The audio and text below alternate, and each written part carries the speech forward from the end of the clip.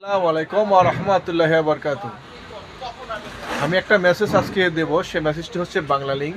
যারা বাংলা লিংক নাম্বারটি ইউজ করেন তারা যদি আপনারা বকেয়া নিয়ে থাকেন, সেই বকেয়াটি কিন্তু আপনাদের কেটে নিয়ে যাবে। যদি আপনি এখানে মিনিট কার্ডও ব্যবহার করেন আর যদি এমবি কার্ডও ব্যবহার করেন, তাই রিটেলারদের সাথে আপনারা কখনো খারাপ ব্যবহার করবেন না। আপনারা জানতে কিছু লোক আসে বলেন যে ভাই আপনার মিনিট কার্ড তো উঠলো না। ভাই, এটা রিটেলারের কোনো দোষ নেই আর কোম্পানিরও কোনো দোষ নেই, দোষ আপনার।